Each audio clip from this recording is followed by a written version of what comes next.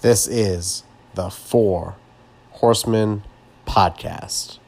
And we are back. 2, 1.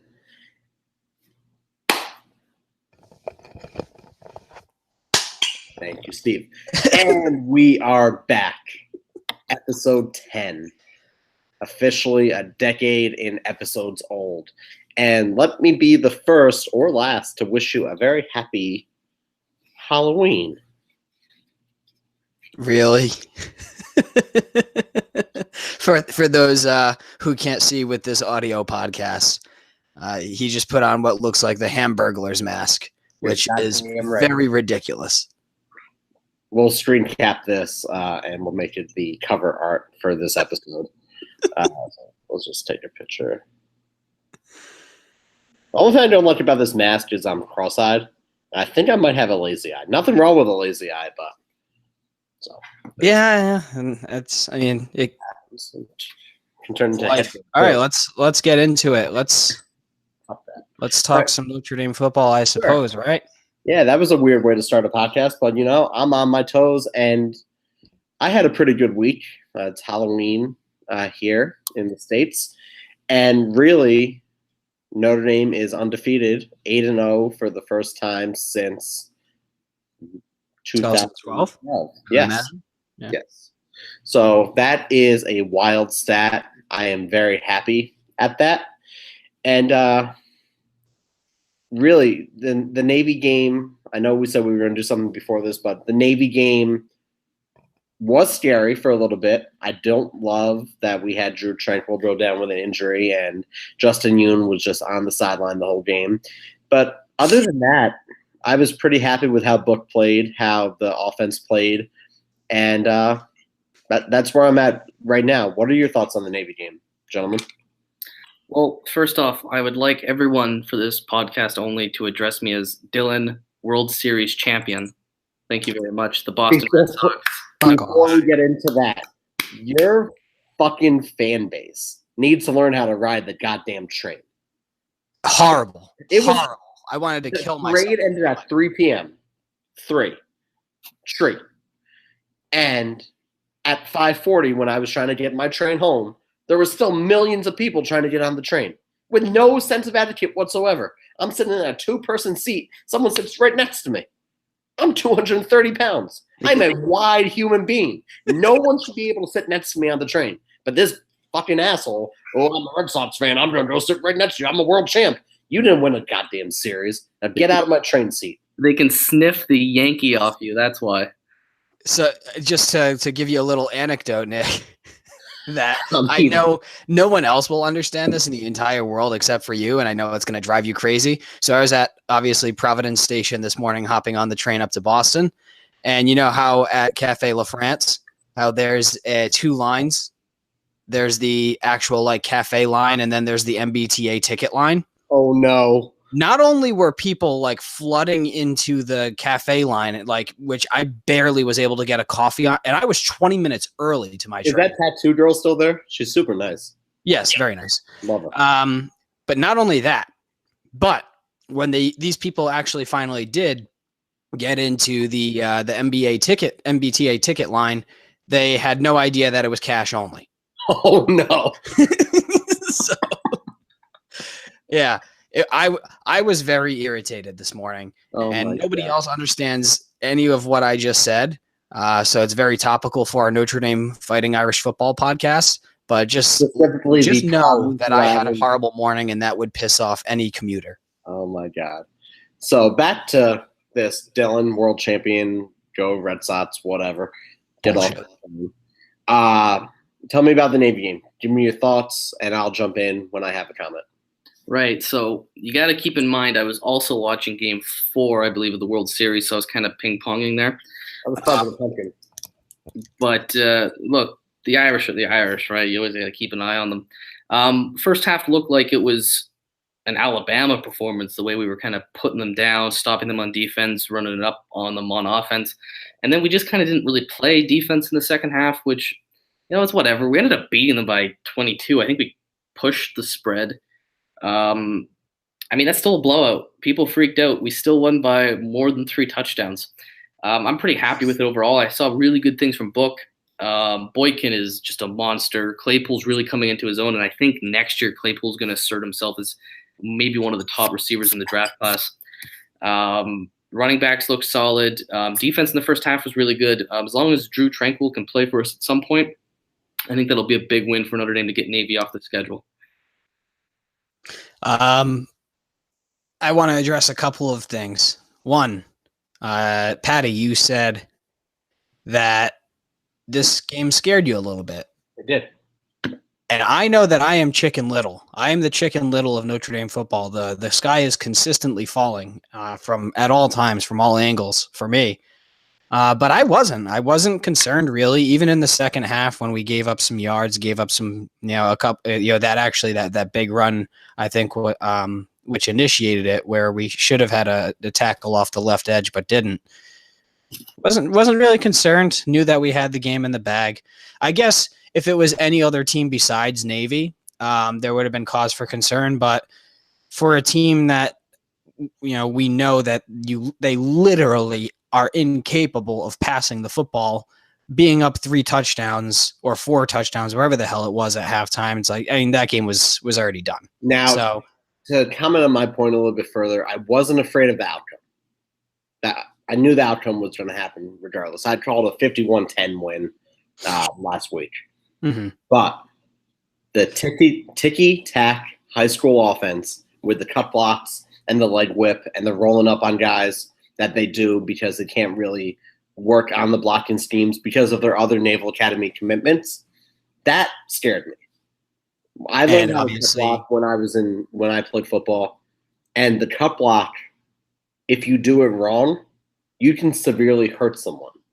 And we saw that with Tranquil getting rolled up on. Luckily, it wasn't the ACL, but there was always that potential there. Yeah. So, all right. So I'm glad we all clarified that we weren't exactly scared of a comeback. But yeah, I mean, it's not that they play chippy because the service academies typically, they just play hard. It's just the style of play. It's like, just accept defeat and roll over. Let me pet your belly. But yeah, I mean, that overall, we wire to wire just dominated the game. The first 7 plays, I'm pretty sure Alohi Gilman had 6 tackles. He's just literally dominating the line of scrimmage from the free safety position. It was a fun game. It was actually one of the few games all year where I was like, oh wow, this is enjoyable to watch and I don't want to kill myself. So that's my thoughts. Dylan, any more takeaways on your end? Yeah, not really. I think that's well said. I'm just glad we're done with Navy for the year. They always hurt us. It's annoying. I don't know why we play them anymore. It's pretty much. Oh, yeah, you had your anti-American take the other day, but Notre Dame Navy 2020, that was cool. Notre Dame Navy 2020 being played in Dublin again. That's pretty interesting. They're playing at, I think, Aviva Stadium, which is a big rugby pitch over there.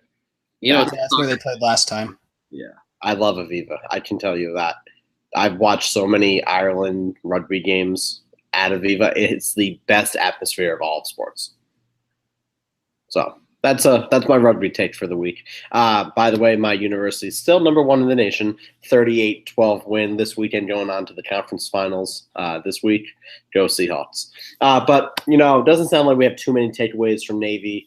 Let's get into the 4 horsemen real quick. Well, I still had some takeaways to get to. I have my Campy bits. There's Birchie bits. There's Campy bits now. I love Michael Birch, but that's beside the point. Yeah. I'll run through these really quick. A lot of them have to do with, I guess, recap, and there's some statistics in here. Sure. But it's just some things that I found really cool. So I'll make it quick. It's only 6 points here. Number 1, Drew Tranquil. Been confirmed it's a high ankle sprain. No structural damage, so no broken bones, no torn ligaments. Originally thought it was an ACL, which would have been his 3rd, which was very scary. So the typical time frame for recovery, which I did a bunch of research, it's typically 4 to 6 weeks. Now, guys can come back sooner than that. I think it was Cole Kmet or one of the other tight ends who earlier this season got rolled up on, got a high ankle sprain and was playing the next week. So it's not impossible to play with a high ankle sprain, but where it has its effect the most is your lateral agility. So moving side to side. So for a guy like Drew Tranquil, who's running literally left to right every single play, taking out, whether it be short passes into the flat or a pitch or an outside run, that's where he might struggle. So even if it takes him, 2 weeks of sitting until we have the Syracuse game, so 3 weeks from now, I think that might not be the worst play in the world, is to let him recover. But Brian Kelly has said that he's very, very dedicated to his health and recovery. So we obviously hope that Drew gets back, because he's my favorite player on the team. So who will replace him? Right now, it was Drew White that replaced him against Navy. There's also speculation that it's going to be either Jordan Genmark Heath or true freshman Shane Simon. So the next 2 games. Personally, I think he played very well in that role, and I think the next 2 games, the running attack is atrocious for both Northwestern and Florida State. So I think, well, not Florida State. Who's after Northwestern? Was I right? Florida State? Yeah, Northwestern, Florida State, Cuse. I'm not going crazy. USC. So. Perfect. Not going crazy. Confirmed. Perfect. Speaking of injuries and coming back, welcome back Jafar Armstrong, and I'm sure he'll be one of the 4 horsemen, at least for one of us. 9 carries, 52 yards, and a touchdown. 5 catches, 64 yards. Led the team in receiving.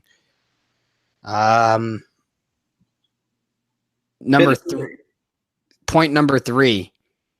I think it's become abundantly clear that Miles Boykin is obviously Ian Book's favorite target. Obviously, they've had great chemistry over the last couple of weeks, but 4 catches for him. 2 of those were touchdown receptions for 58 yards. One of those receptions was on a huge 3rd down. So he just seems like obviously the go-to guy. And especially in the red zone too. I mean, he's a big body, which makes sense. We also have some incredible tight ends. I'd like to see some tight ends get the ball in the red zone, but just get the ball into the end zone. That's all that matters. And Boykin is obviously the favorite there. Point number 4, not so much the return of the Mac. So Alize Mack, 2 catches. They were basically flat patterns that he, 2 catches for 10 yards. And I noticed on a lot of plays that Alize Mack, who I was so high on heading into the season, I thought this was finally it. I thought this was finally his breakout, and he was going to be a first-round talent. He's kind of disappeared into the offense. He's in concussion protocol again. Is he again? I know he's struggled all year, especially with that first big hit of the year against Michigan, which he was cleared to come back. So in the game they put him into concussion protocol. According to Kelly, so he's day-to-day right now. He'll probably miss this week. Yeah, well, I mean, that's another thing that had become apparent, is that Cole Kmet, and I'm sure this might perhaps have obviously the concussion protocol would have had something to do with that, but Cole Kmet was getting the majority of the snaps, especially in the red zone. Last 2 points, Aaron Banks, left guard, solid start. The run game over the last 3 games has averaged 167 yards. Ian Book seems like he's good for 250 to 300 each week. So we're almost averaging 500 yards a game, and we have statistically the most accurate passer in the nation. So this is just quite fun to watch. The offense start to click. Last point, Navy dropped back to pass 14 total times in the game. One of them ended up being a scramble. Of the 14 times they dropped back to pass, Julian Aquara disrupted the QB in one way or another on 3 of those 14 times. So that means literally 21% of the time that there was a pass attempt from Navy, they were getting hit by Julian Aquara, where he had 2 hurries and a quarterback sack. So I'm an analytical guy. I love statistics, and that was actually a funny little statistic. Those are pretty wild numbers, and kind of parlays nicely into the 4 horsemen. I'll start with mine. Ian Book, 380 yards of total offense for the game, 50 yards rushing, 330 yards passing. Number 2, Brian Kelly, taking the photo heard around the world, the Swag Daddy Kelly photo. My favorite picture on the internet. I love love him. He's the best coach in the nation. And I'll bet my hat on it, or whatever the expression is. Number 3, I really liked the play of the entire defensive line, but what really stood out to me was the interior line, tackling the dive every time. I don't think Navy had a dive play actually go for any yards. It was pretty much a moot point. And when you get rid of part of the triple option, it just turns into a regular option, making everything else easier. And finally, Alohi Gilman, number 1 pregame speech, got them all pumped up. Icon is going to be awesome this week. And he played like a man possessed. He played like he had something to prove. And I think he proved it. So there are my 4. Dylan. Yeah. 4th, I got Tavon Coney. I thought he was pretty much a monster that game. He had, I think it was like 14 tackles, 8 solo, and a tackle for loss. So big game from him. But I thought this was more of an offensive game. So number 3, I had Miles Boykin, like Steve went through. 2 touchdowns. He's all over the place. He's averaging way over 10 yards, a little over 10 yards per reception. Number 2, I went with Ian Book. I have him here pegged 95.7 QBR. That's pretty fucking good. He had a really good game. Even though he threw that pick, he put up a lot of accuracy, a lot of yards. He's just a baller. He's been one of the best things I think that's happened to us this season. And then lastly, you kind of got to go with Dexter Williams. He scored 3 touchdowns. He's I think 140 rushing yards. So yeah, those are my 4. Yeah, makes a lot of sense. You just wanted to add 2 quick points. Ian Book also added 50 yards of rushing. Said that before. Thank you. So he had 380 total yards, which is pretty sick. Said that point too, Steve. Thanks for listening to what I say. I'm glad I'm a valued participant on this program. Sorry, my girlfriend's trying to break into my room right now while I'm podcasting, and she's being very annoying. Does she have an opinion on the Irish? Matt, how do you think we played this past Saturday? We had a bye, didn't we? She says that we had a bye week. So, wow, that's a fireable offense. Just get out of here, please. Thank you. Okay, so also Miles Boykin and Chase Claypool, the Canadian fellow, which I think we're going to get into that in a little bit. Oh, yeah. They're both really, obviously, they're massive human beings. They're great run blockers. So you got to love both of them. And they really open up into the secondary. Without getting statistical in any way, shape, or form, I'll just name off 4 guys who I think played great. Obviously, Ian Book, Dexter Williams. And then I'll go with, my guys from before, which would be, Tavon Coney and Julian Okwara. So love them all. Great team win. No Armstrong. Awesome. Nobody picked Jafar Armstrong. I love Jafar. I love Jafar. It would, and that's one thing that I did want to see is more carries from him. I mean, he got plenty of touches. He got 14 touches, but 9 carries for him, where there was 23 for Dexter. I think at a certain point when you're blowing out a team, Dexter should have been out at maybe 18 carries, and then you could have split the rest between Tony and Jafar. And you could have put Ian Wimbush at some point during the game. I just feel bad for the kid at this point. But that's neither here nor there. This is going off of what Notre Dame Today or Notre Dame Sports Daily, whatever that nerd does in the Pacific Northwest that I follow anyway. He had Malik Zaire on today to answer questions on his Instagram. One of the questions was, is a hot dog a sandwich? Malik said it's its own special category. Neither here nor there. He graduated from Florida. But I got to thinking, why don't we do our own? 2 of us are American here, and 1 of you is not. We are debuting a brand new segment, a new vertical, something that I thought of when I was drunk. It's called Ask a Canadian. Dylan is our neighbor to the north, as you all know. World Series champion, yes. But regardless, I have some questions about Canada, and I need them answered. We're going to do 2 a week. I got 2, Steve's got 2, and we're going to go from there. So my first one, do you celebrate Halloween in Canada? Yes, we do. 31st of October, Halloween is celebrated. Follow up, still say first question. Tell me about it.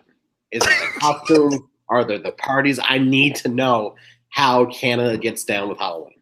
I would assume it's literally the same way you do it. There's goofy costumes, kids go trick or treating, and teenagers and college students get wasted and have a lot of unprotected sex. And that's Oh wow, no, that we don't say that here, Dylan. Oh, okay. Okay, trick or treating is a thing in Canada. Yes. Okay, good to know. Steve, you're first. Ask a Canadian. So, if you ask me pretty much anything about American history, I could rattle off I was almost a history major. anything. Yeah, I probably could too. You guys. I have no idea anything whatsoever about Canadian history. So There was that fort in Nathaniel Green, Ticonderoga. No, that was New York. Let's get one baseline fact here. All Canadians know. Yeah, so, when was Canada founded? Oh boy, that's kind of a complicated question a little bit because we were kind of colonized first by the French and then the English. That was a very long time ago, and they fought over Canada for a while, and then Canada was divided.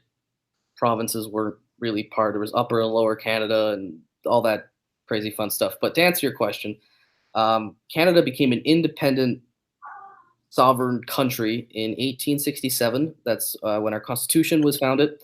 That was basically the UK. The British won the War of Canada, so they were our coloners, and they granted us that. And then we got the Statute of Westminster, which allowed us to have full control over our foreign affairs after World War I. I don't know the year. I'm going to say like 27 or something. But yeah, Canada was an official country in 1867. All right, 2 years after the Gettysburg Address. Okay, and my second question about Canada in general, and forgive me for being entirely very ignorant. Do you guys have summer? Which is a good follow-up question to me. Answer them both at the same time. Where the hell are your beaches?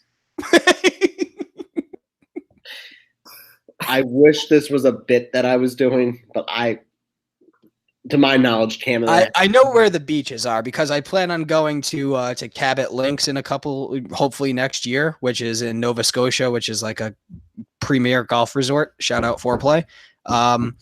But yeah, what do you guys have summer? And where are your beaches? Okay. Canada is pretty much the United States in most ways. Most of us live near the border, actually, so our climates are not that different. Canadian summer, if you're in Eastern Canada, it's the same as New England. The same damn thing. Our summers tend to end early and start late. Kind of. What are we talking here? Like July to August? No. When does a Boston summer start? April. Memorial Day. It's basically Memorial Day to Labor Day. May to September. I don't know what Memorial Day is, but May 24th. Oh, mister. It's when we honor our troops. Okay, May 24th. Yeah, so the snow is usually gone by, I'd say, March in Canada. Some places April, some places. We're not counting the north because up north is Arctic, and I don't know anything about there either, to be honest. But, civilized, I shouldn't say that, livable Canada, where people live for the most part. Our summers are pretty much like that. Our beaches are anywhere where there's water. Like Steve said, he's going to Nova Scotia. That's right on the ocean, so there's lots of beaches in Nova Scotia. I grew up originally in New Brunswick, right above Maine, borders Maine, same kind of thing. Lots of beaches there. West Coast. Are they sandy beaches, rocky? What's the topography? You get a mix. Prince Edward Island's got probably the best beaches in Canada. They're red. Oh, they have good mussels, right? Potatoes too. Yeah, that's what they're known for. Potatoes and mussels. Mussels and potatoes. That's what PEI does. Yeah, you can imagine they're Irish, so that would make sense. But yeah, the soil there's red, so the beaches are red. That's really cool. Eastern Canada, because it's all connected to the ocean and the bays and stuff, they got all their beaches. I mean, you could find some beaches, I think, near lakes in the rest of Canada, but we have beaches. I imagine it's just like you guys, at least in the north part of the United States. You can ask me more. We don't have to limit it to 2 questions each. No. we're limiting them. I really don't want to talk about Northwestern. Fuck Isaiah Bowser talking all that shit. He said that if any team's going to beat Notre Dame, it's going to be them.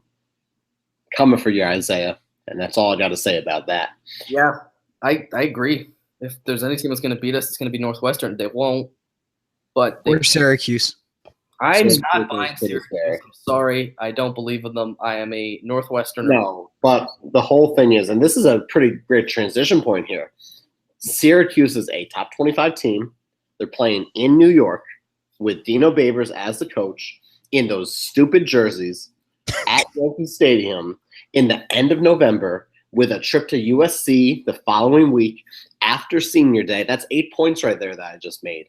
And Steve and I are going to be in attendance. And if anything bad's going to happen to the season, it will be when we're in attendance. And then we have to do a live reaction on the train. You say playing in Yankee Stadium as if it's an advantage for Syracuse. It is. It's New York. That No, would be New York. Notre Dame crowd. Syracuse. It's a Notre Dame crowd.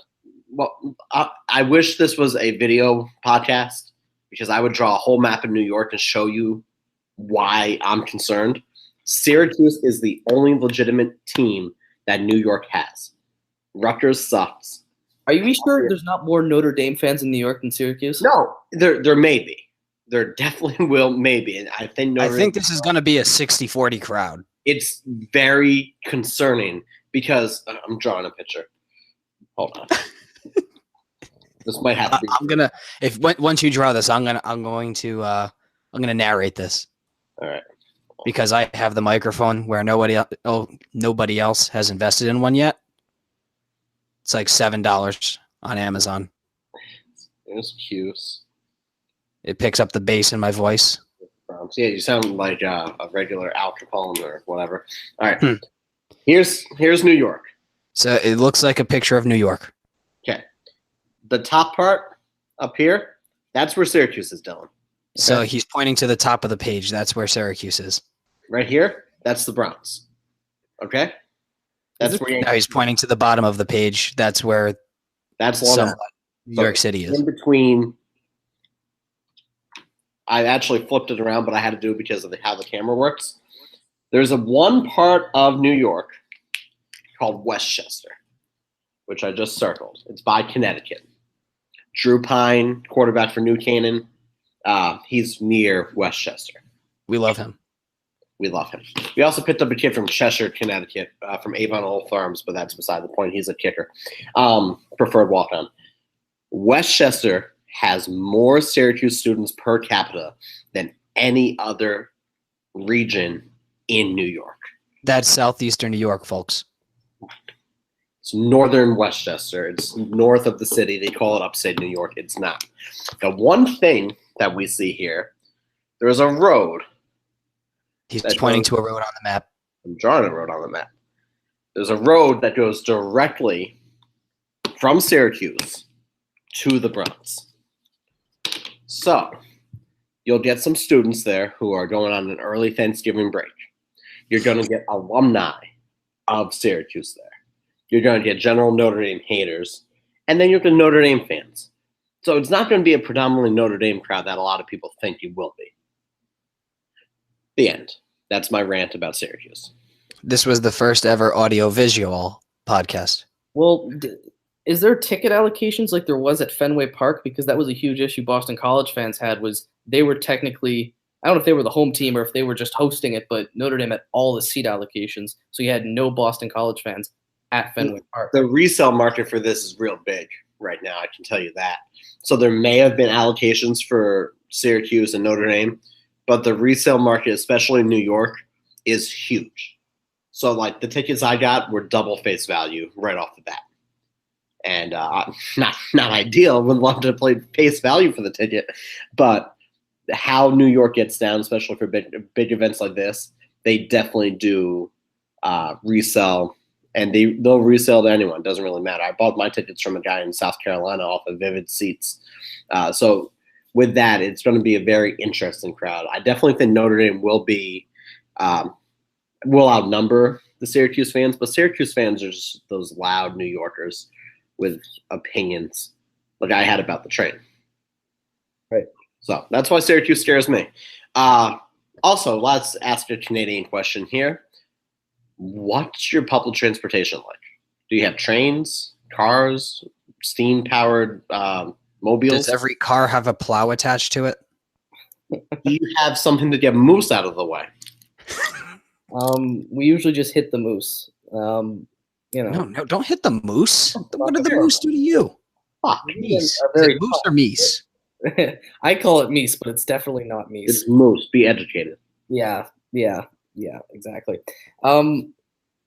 Public transportation really depends on the city, where you are. I mean, the United States, everything is a city. You guys have so many fucking people there. This is where Canada, you kind of get. Don't shake your head at me. You're wrong. Not everything's a city. You take a train from one state to another. That's mind blowing. I'm in the same state. Steve does state to state. Okay, well, Steve does that. My point is, Yeah, and it makes me want to kill myself, but that's neither here nor there. Yeah, so our transportation depends. Right now, I'm in Ottawa, and we have a public bus that goes all around the neighborhoods throughout Ottawa and the neighboring, little villages nearby. We also have a light rail above ground that's not really working right now, but most cities do. Edmonton does as well.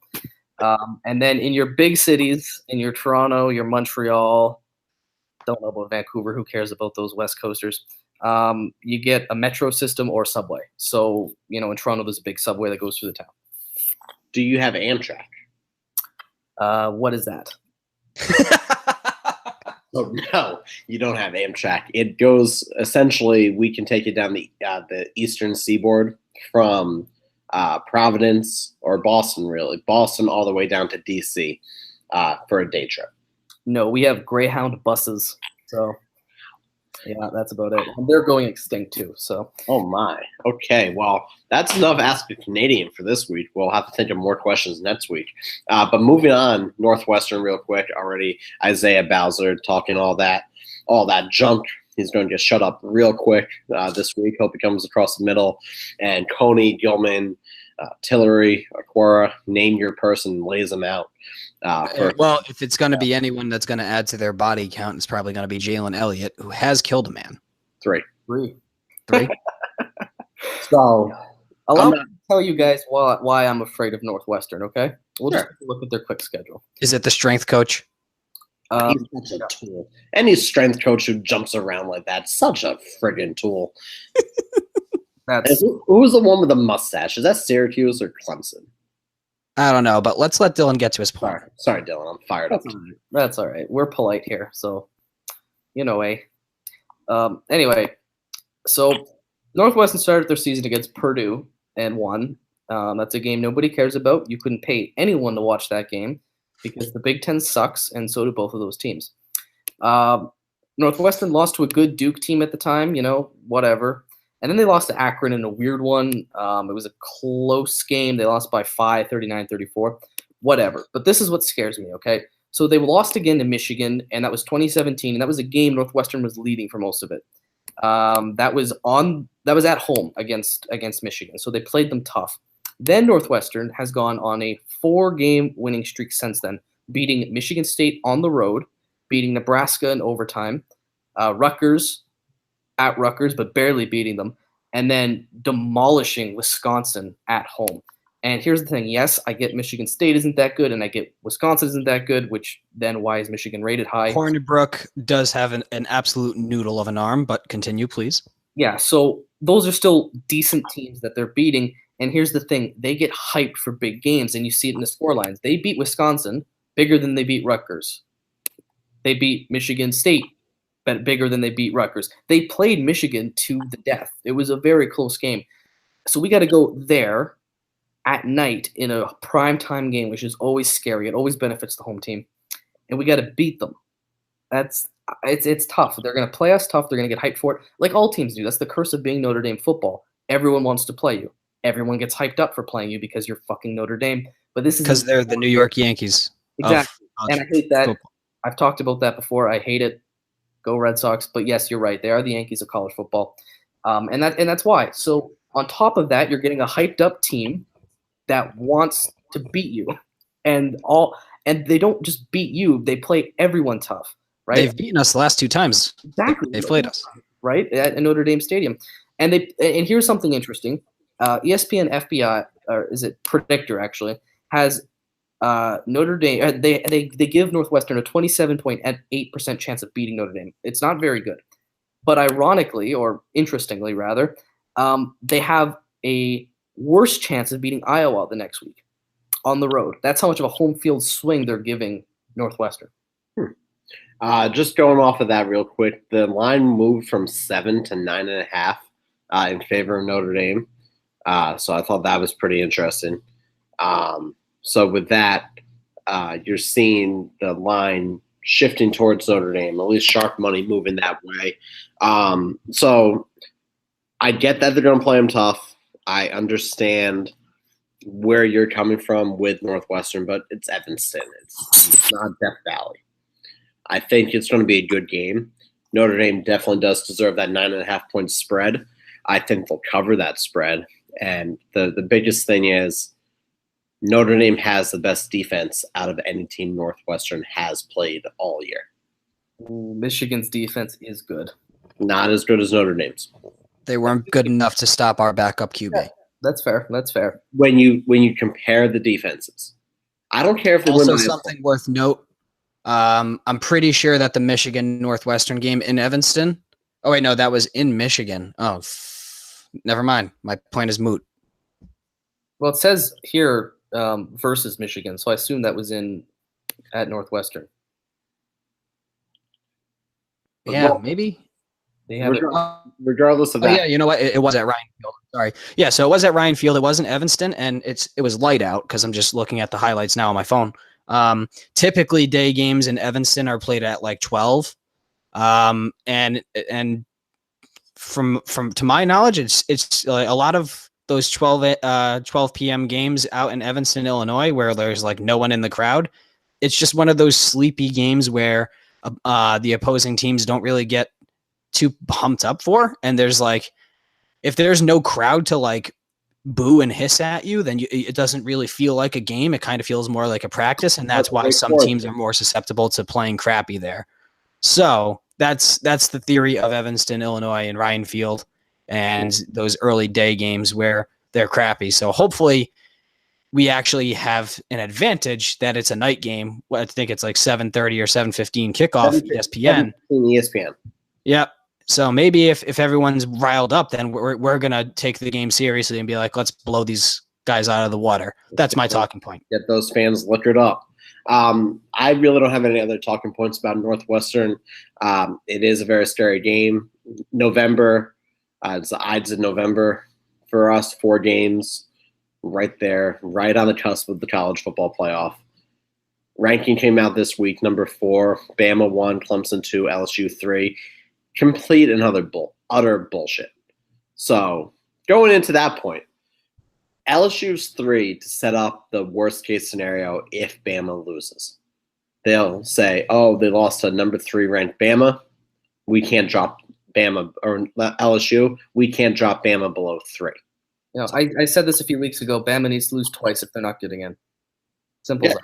That's fine. Yeah, and I agree with you. But I would love to say go Tigers, Coach O for president. But it looks like we need Bama to run the table, take that number 1 spot. And I would love to see Notre Dame Clemson 2-3 matchup in the 29th game, the semifinal. Trevor Lawrence is a bitch. Yep. Yeah. Totally agree with that. I really would like that Clemson matchup because I think we can beat them because they don't play anyone tough. And as you would know, for just when you don't play anyone tough, when you play someone tough, it's fucking hard. You know? And hurricane season's over in December. Right. They won't get that shot at us either. So I like the idea of Clemson. I just want whoever can beat Alabama most to get a 4. And in my opinion, that will either be the Oklahoma Sooners or the Ohio State Buckeyes. That's your best shot. I don't think Michigan can stand up with Alabama, not offensively. Shea Patterson, we've seen him. He beats up on bad teams. I mean, that's the thing with Michigan. They don't play good fucking teams in the Big Ten. So they look good. And don't get me wrong, they are a good team. They are a really good team. I don't think they can beat Alabama. I think Ohio State can because they're much more electric. And I think Oklahoma can because they are the best offense, or at least the most fun offense in college football. One point just real quick off of that, and we'll wrap this up soon. I think everyone loves Alabama. The entire nation loves Alabama. We get it. I think Tua, and this, you can hate me for this point, but I did it with Bryce Love, and look who was right. Tua, when he plays a legitimate defense, we'll see it this weekend, is one of the more overrated college football players that we have seen.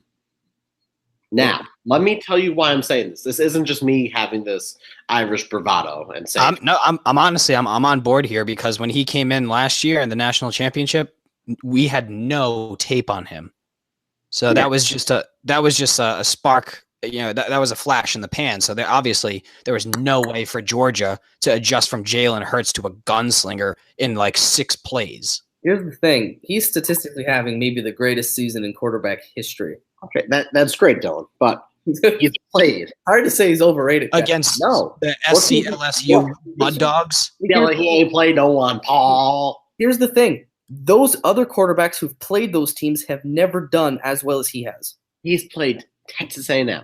Fine, good team. Other quarterbacks have played or scheduled that have not played as well. Mizzou, I can talk over you louder than I have the host. I can mute you. Tennessee, LSU. I think I missed a game somewhere in here. Oh, I did. Louisville, Brian Van Gorder's defense. Arkansas State, Mississippi, Ole Miss, Texas A&M, Louisiana Lafayette, Arkansas, Mizzou, Tennessee.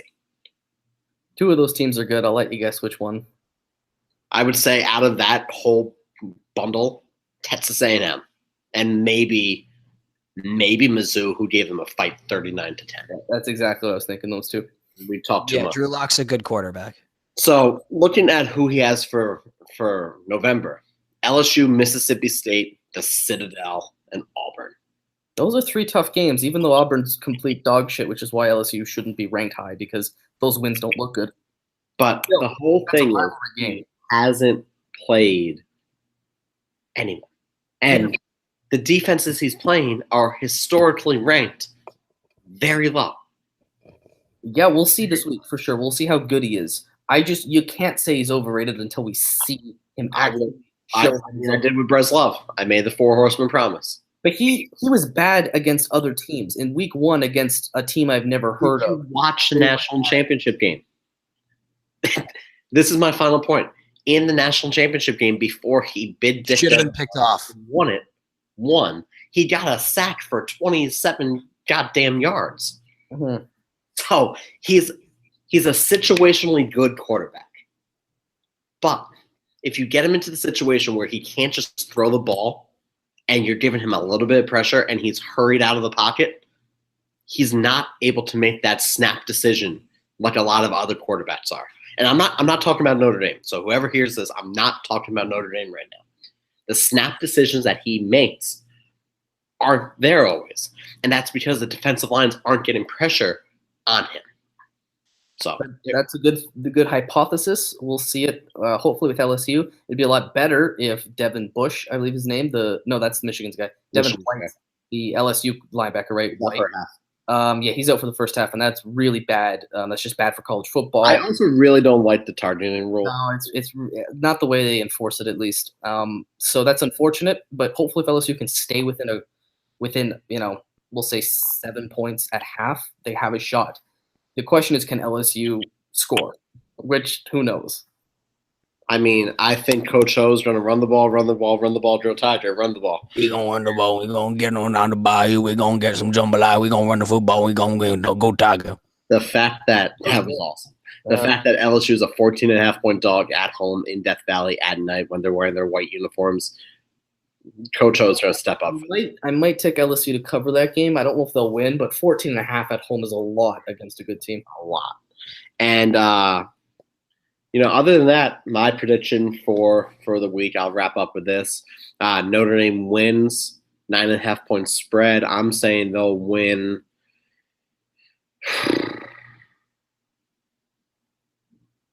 47-13. Jesus Christ. I'm going to continue on with my predictions, which is just to say that Notre Dame is going to lose 100-0. Yep, that's rational. Trust me, I have to do this. Do you think I want this? Do you want me to have another existential breakdown, Dylan? Like I have like the last 3 podcasts. You want me to go back down that rabbit hole? Just let me do what I need to do. I'm putting the team on my back. Dylan, get your prediction in before Steve storms off. Yeah, so I'm thinking we've been giving up, even though our defense is great, we tend to give up a fair amount of points, at least more than we should. So I'm going to say 41-17 because we still have an elite offense, and that offense seems to keep getting better and better, Pitt week aside. And then that defense should hold serve pretty well. So, yeah, I'll take that. So cover 9, easy. Awesome. Let's ride into November with another victory. I got nothing else. Northwestern 7:15 on ESPN. Another week without Flutie, so touchdown us.